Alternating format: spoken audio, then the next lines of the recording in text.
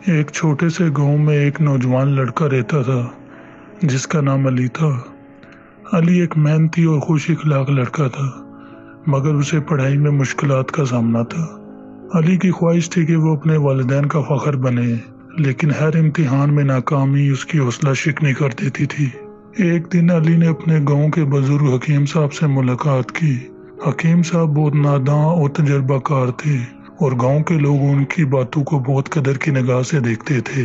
अली ने अपनी मुश्किलात हकीम साहब के सामने रखी और कहा, हकीम साहब, मैं बहुत मेहनत करता हूँ लेकिन कामयाब नहीं हो पाता, क्या मेरे लिए कोई उम्मीद है? हकीम साहब ने मुस्कुराते हुए अली को एक कहानी सुनाई। एक बार एक बहुत बड़े जंगल में एक छोटा सा बीज था।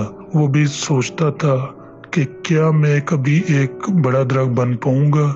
मेरे इर्द गिर्द बड़े बड़े दरख्त हैं, मेरी क्या हैसियत है? लेकिन इस बीज ने हिम्मत नहीं हारी।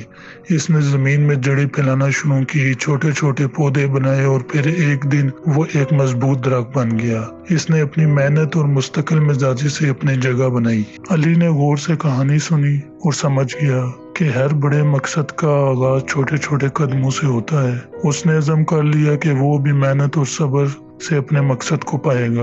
अगले दिन से अली ने अपनी पढ़ाई में और भी ज्यादा तवज्जो देना शुरू की। उसने अपने वक्त को मुनज़्ज़म किया, एक उस्ताद की मदद ली और हर मुश्किल पर काबू पाने की कोशिश की।